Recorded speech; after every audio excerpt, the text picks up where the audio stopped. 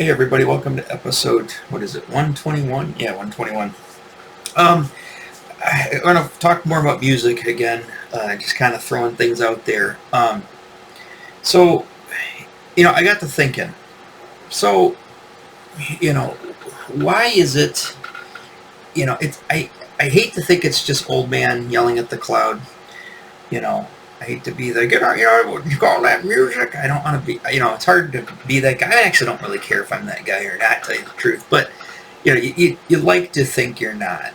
And, I look back on, just music in general. And, I've got an 11-year-old son. He'll be 12 in February.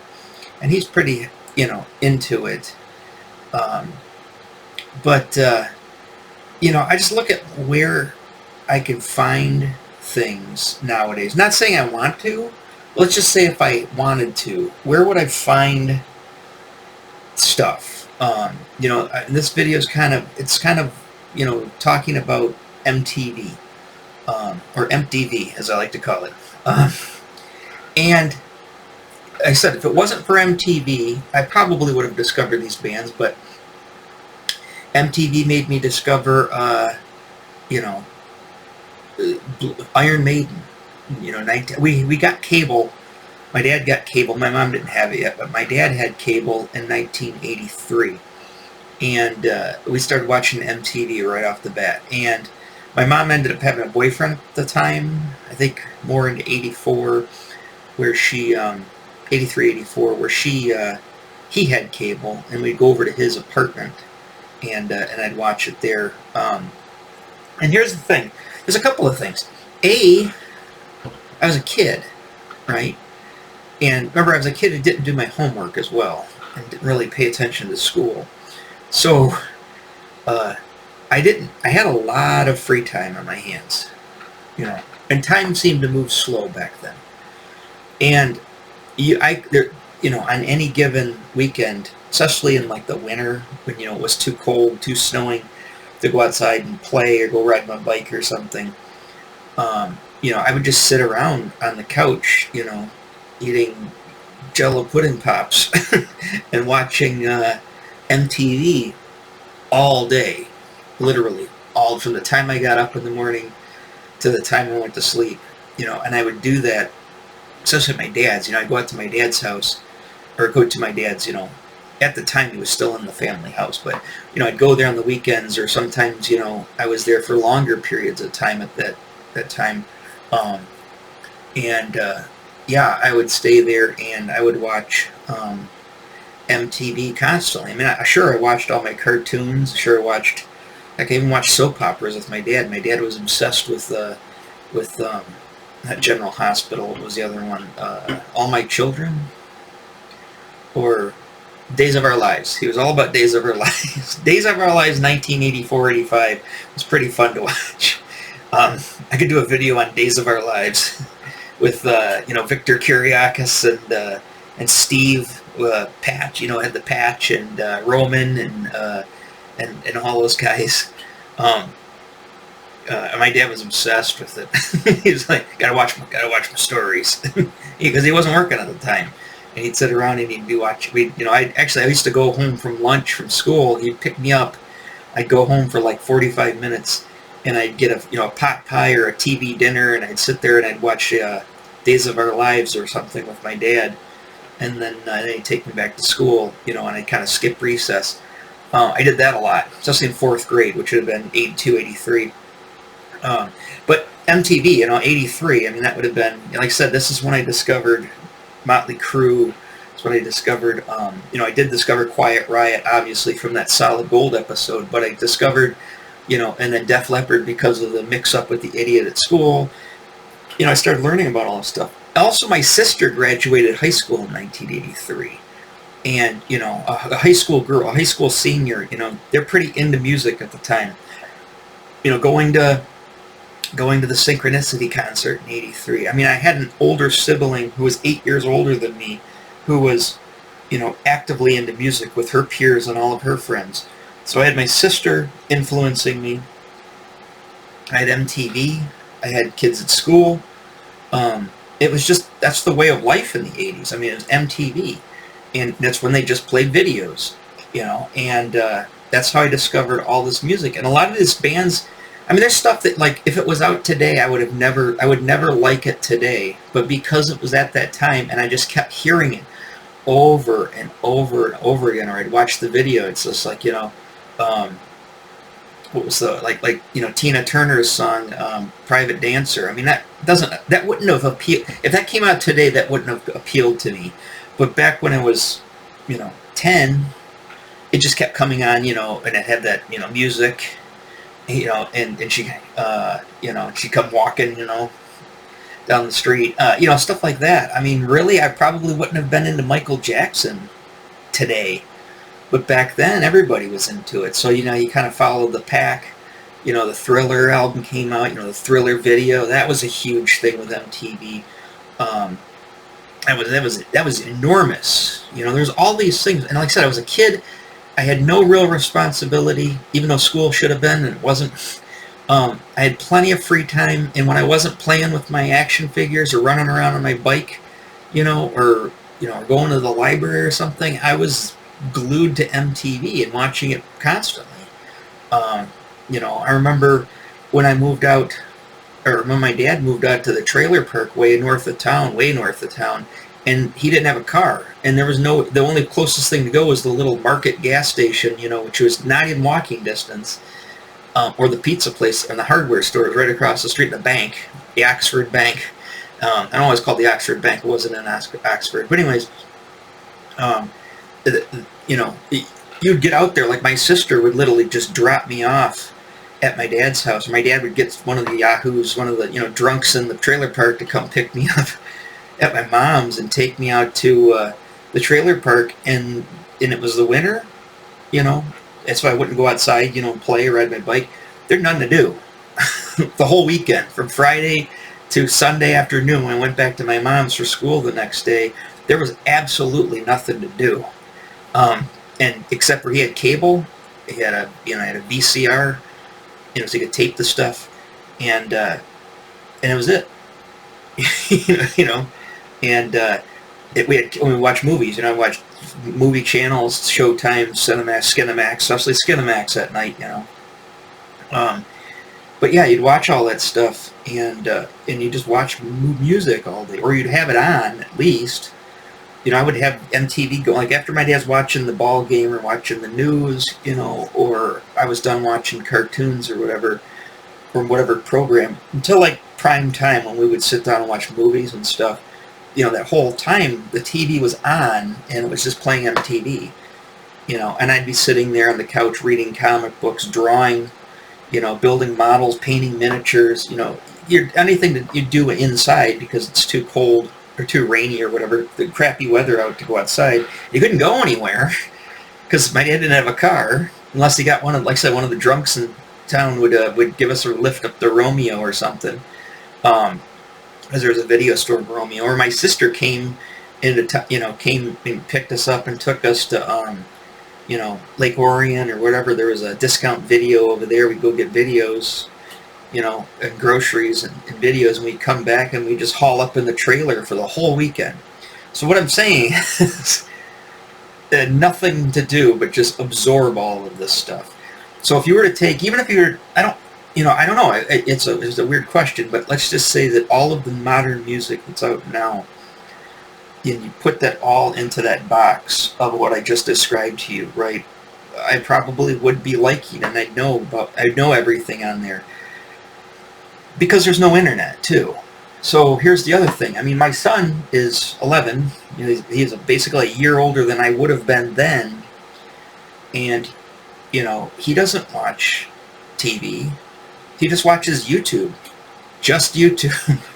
And he watches, Mr. Beast, see his new video. He watches his music people, like Stevie T. Those guys are the one crazy British guy, the Roy, that guy. He watches his music guys, all his shredding guys. He's got to watch all the shredding guys. He watches the shredding guys. He watches Mr. Beast. He watches this crazy video with Maki! Oh, Nakarima! I can't even do it, but it's this crazy character that he watches. I could only watch that. I could only listen to that so long until. I mean, I must feel like my dad back then. It's like, I know, Tim, I can only sit there and listen to this MTV bullshit for so long. I'm gonna go in the kitchen and get drunk.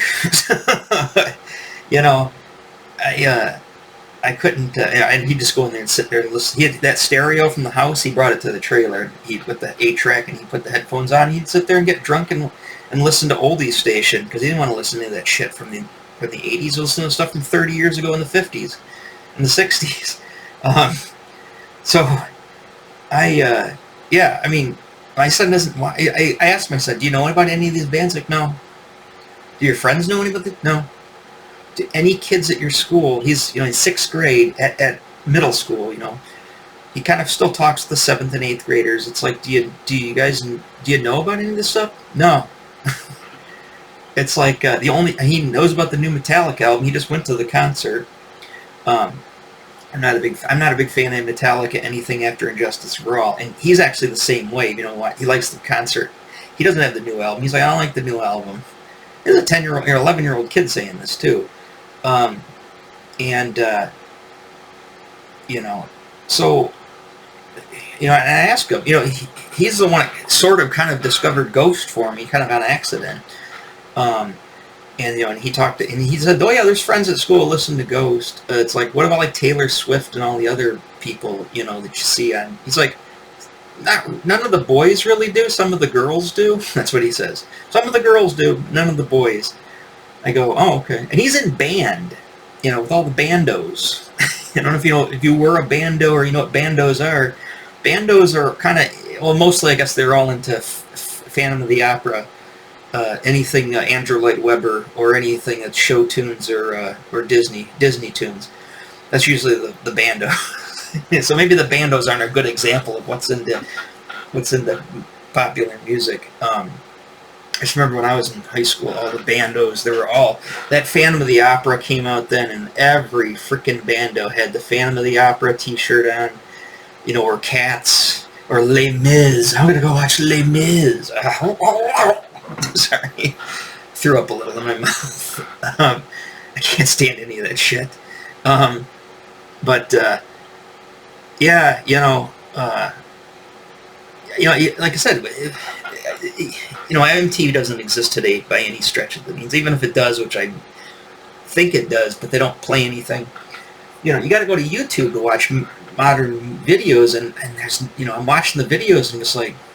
But the thing is, I can't sit around like I did back then and just, for one thing, you got to find a playlist or a compilation, or you have to build yourself a playlist to literally watch videos nonstop, because you can't just turn on YouTube and hit new music videos, because you're going to get a bunch of stuff that's not even music video. You can't do that.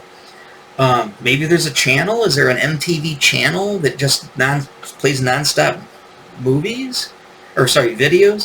I don't know. I guess I could look, but, and I'm working here.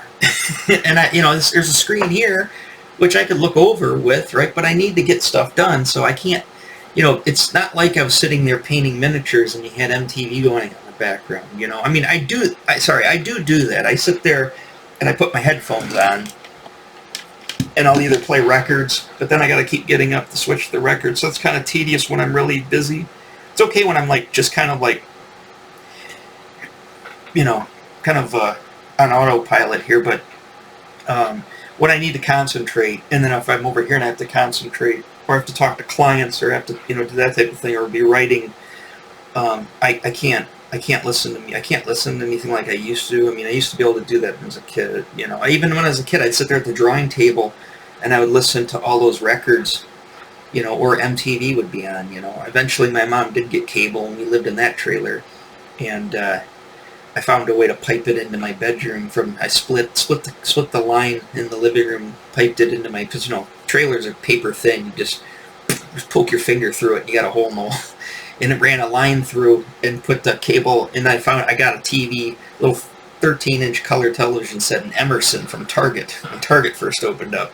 But it was cable ready. I mean, you didn't have to have a box. You just put the line in, hit the program button, and it programs all the stations. And then eventually my mom got a new TV out there. Then we didn't need the box. I programmed the TV out there.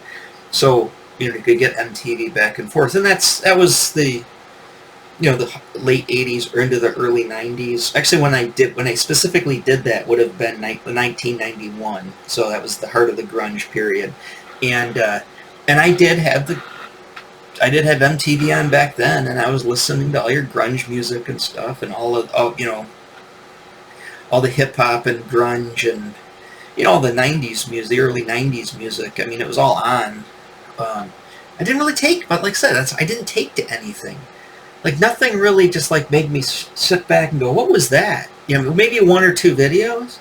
It was usually by an old band. It's like, oh, there's I can't even think of anything at the top of my head, but so it's how much I can't remember. They play like the Metallica one video, I guess, or they play the Metallica videos. It's 91.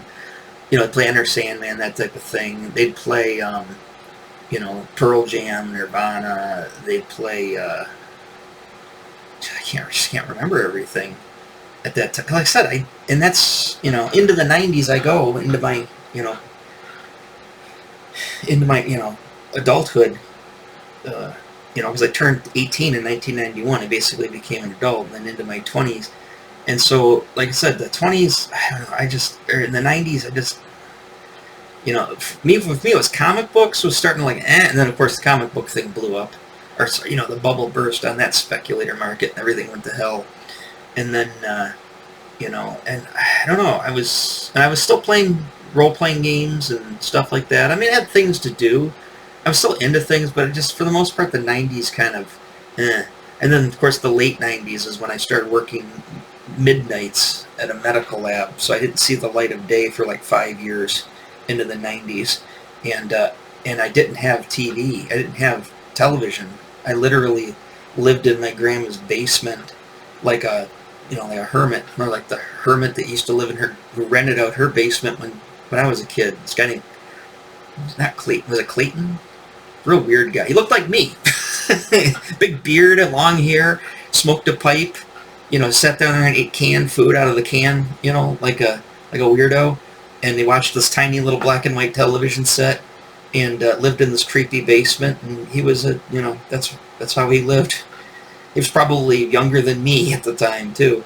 And then I ended up becoming that guy and moving into that basement and doing the same thing, eating cold peas out of the can, watching a 13-inch black and white television that was not the same one, but it was close enough, and sitting there in this creepy basement surrounded by asbestos pipes, and and then going, and that's like in the morning, and then going to sleep all day, and then getting up, and then going and working midnights at this medical lab, and then repeat the process.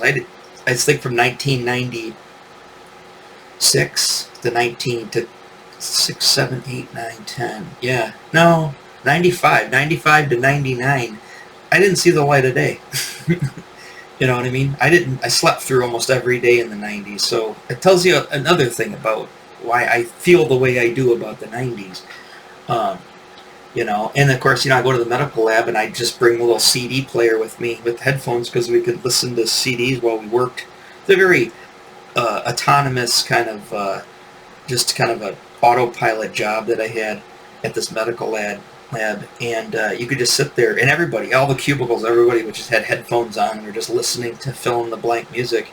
And nobody talked. I mean, I had a bunch of black girls next to me, they're all listening to, Lauryn Hill and like Beyonce, whatever, Beyonce when she was young and all that 90s, like, R&B hip-hop stuff, So I didn't really, once in a while they gave me a CD and said, hey, listen, all right, throw it on.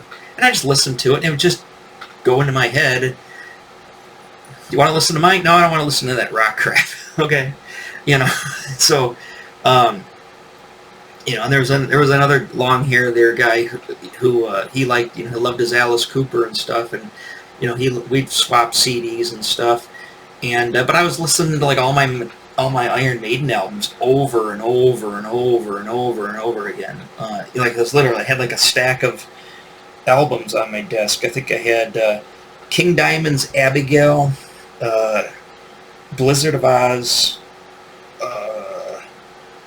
like those Iron Maiden albums that I have, Piece of Mind, Number of the Beast, I don't have Number of the Beast, but Piece of Mind, Power Slave. I mean, I could Power Slave. Just the song "Rhyme of the Ancient Mariner." All I can think of staring in that cubicle, staring at the test tube vials, and on that little green screen terminal thing in front of me, and having to fight doing everything because you have gloves on and a lab coat, and I'm just sitting there. And that literally, it's like "Rhyme of the Ancient Mariner" and "Hallowed Be Thy Name." Those two songs. All I can think about when I hear them is just that cubicle. So there's that. I remember one of the drivers that would bring the specimens in. He was just like, "Hey, I was just jamming to "Rhyme of the Ancient Mariner." Hey, so was I. There's a couple of long hairs that would come in. They're drivers, and they do the same thing. They put Iron Maiden CDs in their car and drive back and forth to Toledo and pick up specimens and relay them back up to us here in Pontiac. So so like I said, that was my 90s. So once in a blue moon we'd go to a club. I'd go to Clutch Cargo's or something, and they've just played hip dance, whatever, house music. I didn't know what they were playing. And I wasn't there for the music. I was there to, find some prospects, and so I didn't really pay attention. I didn't know about anything new in music until I literally, like 1999, I met this girl, and she was really into all that new metal stuff, Limp Bizkit and Korn, and that stuff. She dragged me to, her dad had company seats and would take me to all these concerts and stuff. I didn't know who Kid Rock was. I didn't know who any of these people were. And nobody really in the lab talked. I mean, there was these people my age and younger, but nobody really talked about stuff that much. Like I said, there's a lot of girls worked there, and it was Pontiac too, so a lot of black girls, and most of them were all into whatever, fill in the blank, hip hop or R&B or whatever. So I knew more about that really than, which I didn't know that much about. But like Lauryn Hill, that name sticks in my head. I remember a girl. I think I got her a Lauryn Hill CD for Christmas. We had to do a gift exchange one Christmas, and I said, "Well, what do you want?" And she's like, Lauryn Hill's got this new album. So I bought her the CD of Lauryn Hill, and I got, I can't remember what I got. So she didn't have me. Somebody else had. It was kind of those round robin, how those things go, those work Christmas exchanges. But anyways, and that's why that album sticks out in my head, just because I had to physically go to Circuit City before work. I was like, oh shit, I gotta go buy that album and wrap it up. So boom, there you go. I kind of had a crush on that girl too, but he's so like I said, with MTV, and MTV existed then, but that was kind of when they started to spiral into doing all the, what was the show where they had they put a bunch of assholes in a house and then can't figure out why they all are douchebags. What was that show called? The Real World? The Real World. That was popular at the time. So, and again, I mean, I don't have, I guess I can sit here and listen to music all day, through the headphones, which I do. Somebody mentioned Psycho Circus. I listened to Psycho Circus while I was listening here. Somebody mentioned the new Judas Priest. I still haven't gotten around to it. Somebody mentioned the new Judas Priest album. On that, though, I know about that album just because I saw it come up, and I was like, oh, Judas Priest got a new album. And then I was like, oh, buy it on vinyl. I saw how much the vinyl was. It was like almost $50, like $47.99. I'm like, fuck that. Even though it's 2 discs, I'm not spending that much. I'll go back and buy like Kiss Alive 1 or something when I blow $50 on a record album. I don't have $50 right now to blow on a record album. So if I did, I'm not gonna buy a record album for that much money. So yeah, it's I'll still listen to things. Like I said, if you put any requests in, at least put the request in or talk about it in the comments, and at least I'll be aware of it. And I keep going back through the comments to see if I missed anybody. At least give them a like or a love it or something or whatever. Try to answer every comment.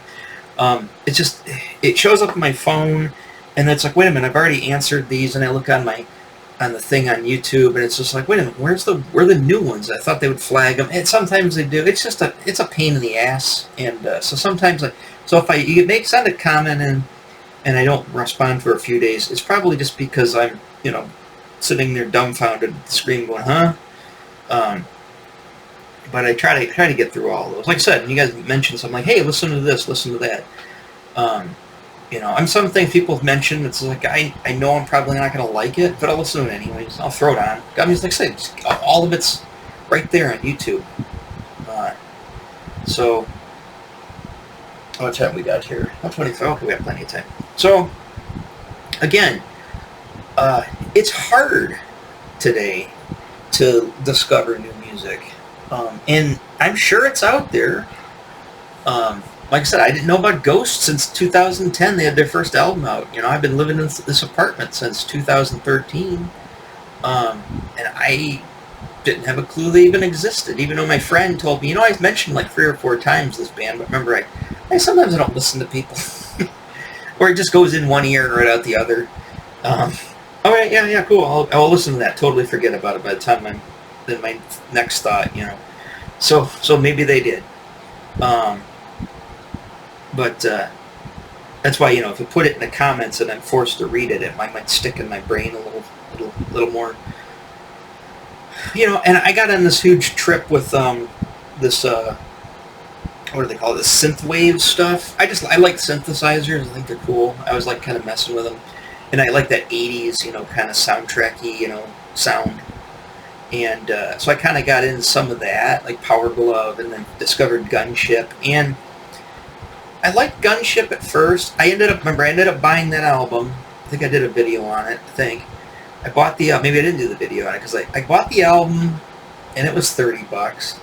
I listened to it 2 or 3 times, and then I gave it to my son, and I don't even think he listens to it. I was just like, I thought I liked it, but then it's just like, I just don't care for it. I just don't care to put it on, to take the time to go put it on the turntable again. I brought it up in my, I even deleted it out of my library on my, what do you call it? My YouTube Music. Just like, Now, a couple of the 2 singles off the album were okay. And that kind of brings me into the whole album thing, too, is albums. I mean, do they really matter anymore? Most people are just going to listen to the 2 singles off an album anyways, right? And, I mean, sure, the diehards are really into that band, but I think that's a niche person who's really gets into that, but it's hard to kind of go through, and like I said, Rush, I mean, they had singles, obviously, but they were never huge commercially. So, but I, listened to all the albums over and over. Iron Maiden, same thing, all the albums over and over and over and over again. It's hard for me to really, even with Ghost, I've listened to the albums, not over and over and over, but I've listened to them quite a bit so far. But even I find with Ghost, I'll put the whole album on, and I kind of get bored. And I'm like, let's just listen to the hits. So, that's what I was talking about yesterday with the that compilation. It's like, yeah, that's pretty much the only Ghost songs I really paid much attention to is the main hits. Square Hammer, Mariana Cross, Cerise, Spillways, Dance Macabre, all the hits. That's pretty much all I pay attention to. And so I can now I got that album saved in there, so now I can just go on in there and hit it and listen to all the Ghost hits. That's a band who's been around for a while. I mean, its first album was 2010. It's 2023. It's 13 years. Like I said, I equate that, I probably mentioned this before in a video, but I equate that when you think like me discovering Rush rediscovering Rush in the 80s. 87, right? Go back 10 years, 77, 3 years, almost 4 years now, 4 years, 73, it's their first album, right? So listening to Rush in 1987 or 88 is the same thing as somebody now discovering Ghosts from 2010, going back and listening to their back catalog. It's the same thing. So, that album, I mean, that band I did that with, and I know some people made comments about Ghosts, how they thought it was, they don't like it, and, somebody I think referred to it as the Osmonds meets death metal. I don't think it's death metal. definitely not death metal. It doesn't have the same guitar tones as death metal. I would hearken most of their guitar, even the first two albums, which sound nothing like the later albums. All those guitar tones, that's all just 70s stuff. I mean, a lot of Steve Hackett with that, distant Les Paul with a real light gain.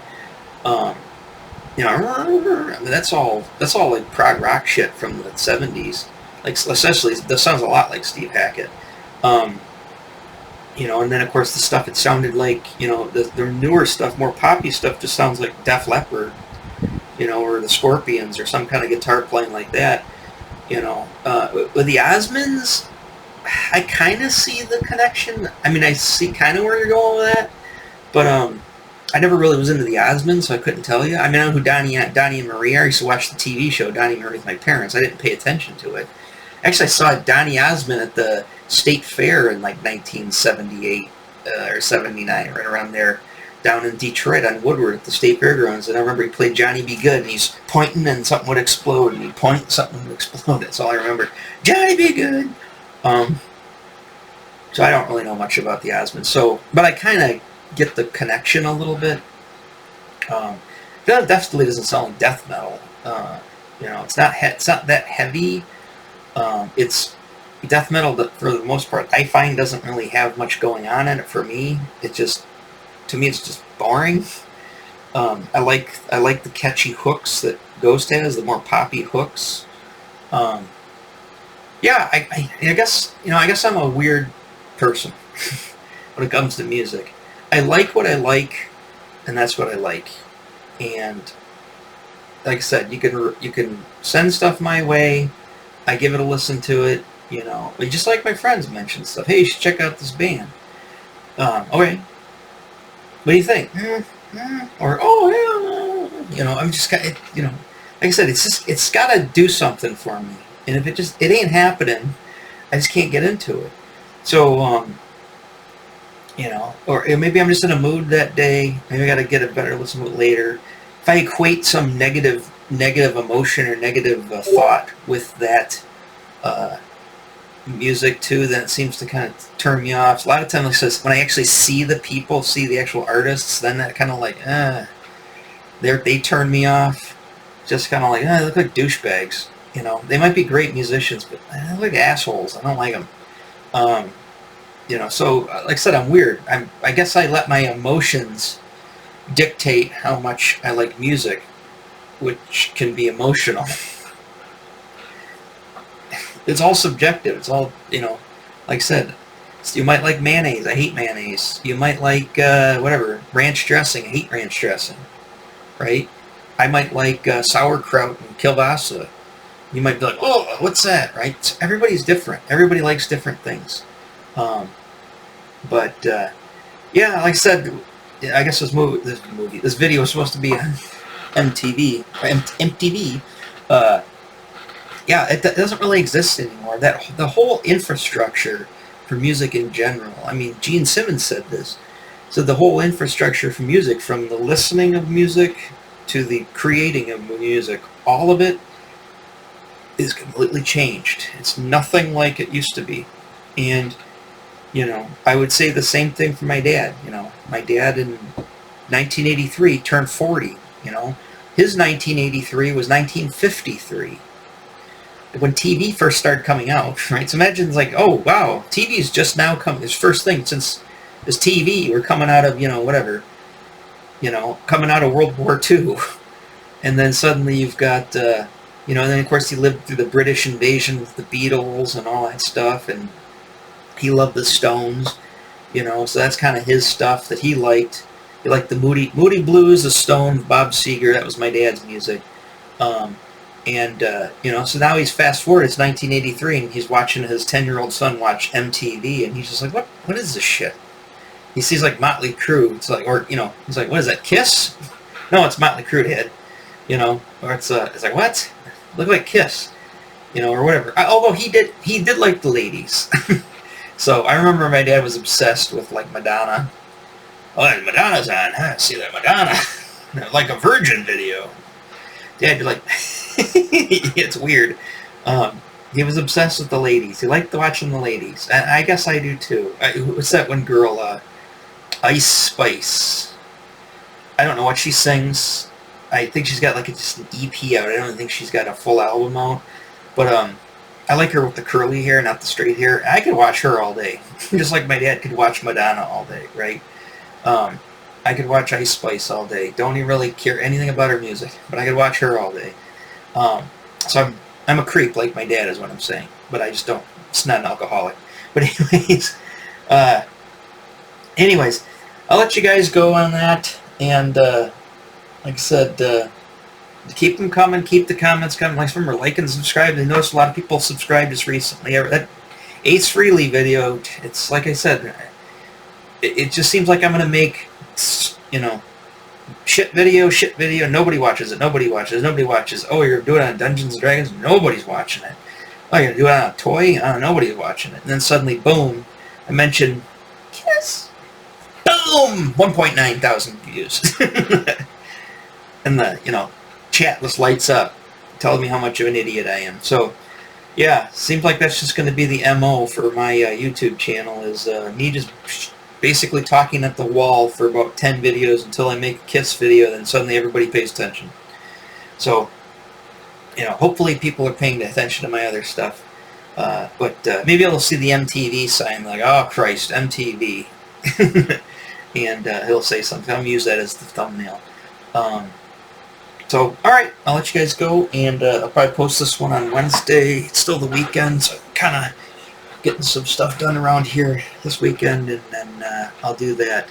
But I will catch you guys later, and take care.